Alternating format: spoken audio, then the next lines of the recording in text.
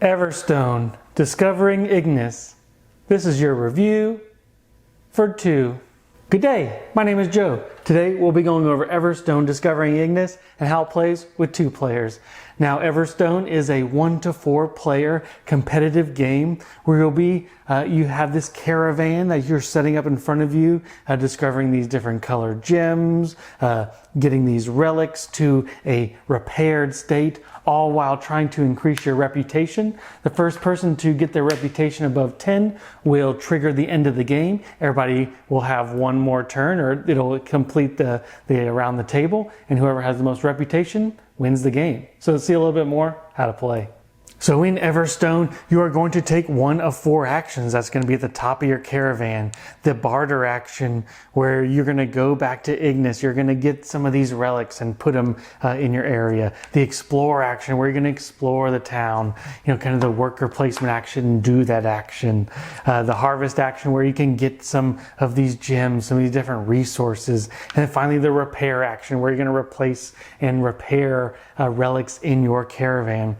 Now, this game has a lot of moving components in it. There's some influence tracks that get you some reputation, can use some rewards, and you have the influence tokens, which also get you rewards as you go to places. You'll build up influence around this area. You're going to be moving your caravan, trying to block some of the other players where they can maybe get you some of the rewards. But you have your caravan board that you need to take care of. This is going to house your different relics. This is going to house the relics you pick up from the market when you use the barter action. You can also make these actions more powerful by discovering these mining relics, by discovering these green relics down there. You can when you repair these relics, they can go below your board, or you can sell them for their instantaneous. You can upgrade your caravan on various places around the board, but also you can block yourself a little bit by when you take a relic, it blocks some extra action spaces on those 4 main actions you're going to do. But you also want to make sure you spread your influence. You're going to start off with 15 influence on your sideboard, and by putting these influence on the different spots around town, or just various ways, global achievements, any way you can to get rid of this influence off your board, will also free up some inventory space, because there's inventory management. You have personal quests that you need to fulfill, and then these global achievements, which get you the reputation points. So like I said at the beginning, you're trying to get 10 or more reputation, kind of ends the game, and everybody will finish out the around the table, and whoever has the most wins the game. So a lot of different moving parts, but essentially it's choose one of the 3 actions that you're not currently on in Pawn. You're going to do that action from top to bottom, and it'll be the next player's turn. So let's see a little bit more what I thought about the game. So the components in this game, there's a lot of components, a lot of different cards about the game, nothing too overwhelming or outstanding. The rules and references, the rules really weren't that bad at all. I thought it was going to be a little bit more rough than it was first reading the rule book. It just took me a grasp, but they did a really good job of making the references, this turn structure that really says, put your pawn there, and then just go from top to bottom on the action. And then it's the next player's turn. The icons on the board and throughout the entire game, very self-explanatory. And once again, they give you a great reference sheet. So the rules, the references in this game are very good. So setup and table size. Setup is going to take you a little bit because there's just a lot to get to the table, a lot of things to set up. Everybody is going to have their own space. Just making sure that the table is in good setup, a reach for everybody. Probably going to take you about 10 minutes to set up. The table space is going to be a little bit larger because everybody needs to have their own play area, which takes about 1.5 feet by 1 foot. And then the middle board is going to be about a 2 by 2. So this is going to take up a decent amount of table space. So now let's go into the gameplay. So how does Everstone play?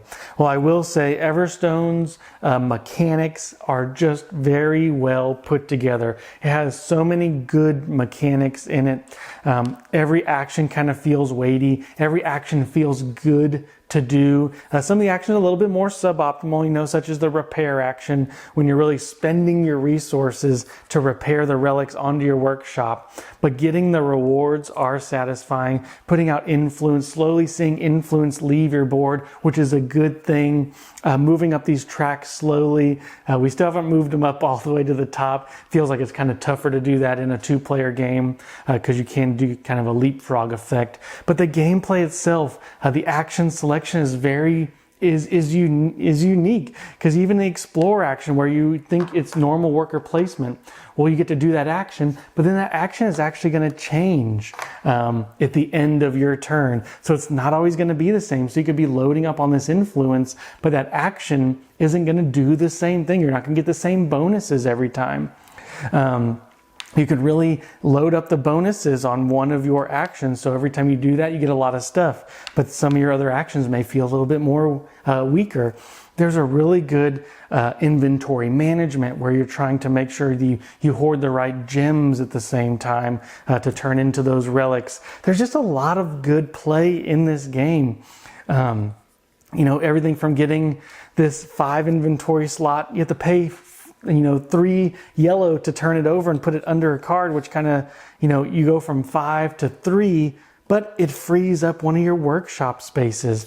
There's just a lot of good give and take in this game, a lot of management of the influence you have, which are the discs, a lot of the inventory of the gems, seeing what relics you really want to work to, kind of putting out the influence, and always making sure you're moving up on the reputation track and fulfilling these personal quests, which you need, and it can be a really good way to move up, all while not ignoring, some of the caravan upgrades and some of the global achievements, which will help you win the game.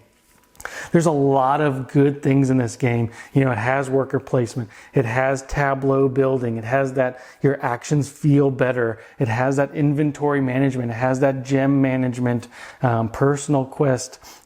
Every game's going to be a little bit different. And on the harvest, when you're trying to get gems, you're going to roll some dice. So there is a little bit of luck involved. And that's okay in a game like this, where just, even a little bit of luck to see, well, can I dig up this old relic and just get it in my area? Or do I want to use these dice to get gems in my pool? There's just a lot of good choices in this game. And every time that it's your turn, and you need to move your pawn to go to one of your other 3 actions you can do, they all feel good, and it feels like a good, solid choice. So overall, the gameplay is very, very good in this game. So is this game good for 2? And before I answer that question, I will say one of the things that I need in calling a game great is good theme tie-in. I read through the rulebook, and they gave me 1 sentence on the kind of the introduction of the game, and then they never really told us what we're doing in the game. There's so many good mechanics in the game, but I didn't feel connected with what I was doing. I'm repairing these relics, but what are these relics? Are they relics of the town? Are they relics of the past? What am I trying to do? There's this reputation track. Reputation of what? Am I trying to make the town better? Am I just trying to be the reputation of the best caravan? There's an influence track.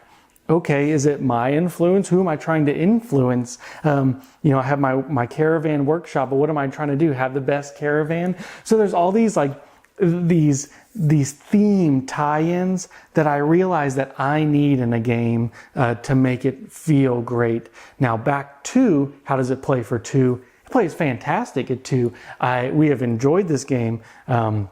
We've played 3 times now, and the reputation's been a little bit disparity, but we've had a really good time on these. One person will just be, chugging along. The other person will feel like they're doing pretty well too, because you're always building your board. At the end of the game, you're building your board more, and with 2 players, it's nice and quick back and forth.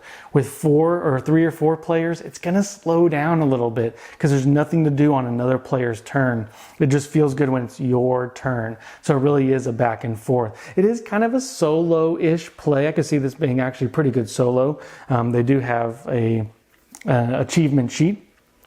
But you don't have a ton of interaction with the other people. The other people may be stealing some of the market cards, maybe blocking some of the spaces, using the explore action. There's not a ton of like blocking or fully interacting with the other player, but that's okay. But the gameplay is very good in this game.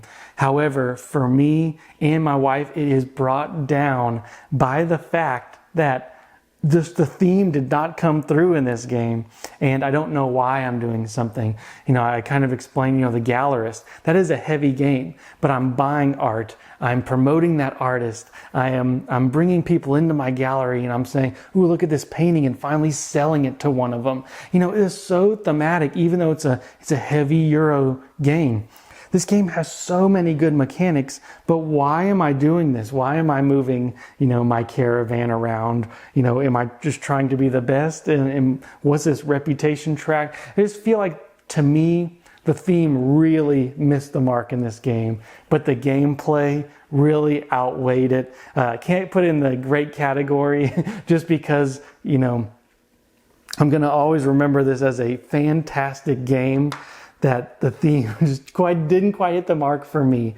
And maybe I'm just missing it, but I know, it definitely was not clear, why I was doing some of these things. Even Lords of Waterdeep, you're going to a place to get the warriors, even though the warriors may be a certain color of block. So, from the gems to the relics, artwork's great, components are great, a lot of great things about this game. Theme just wasn't one of the ones for this game. Really enjoyed it with 2. Really fun game. There may be a runaway leader, at the very end, but that didn't affect that I didn't have a good time every time we got this to the table. So plays great at 2. Would definitely slow down at 3 to 4. Probably could be a pretty good solo game. Game mechanics great. Theme not so much. So that's Everstone. Hope you guys enjoyed the review, and until next time.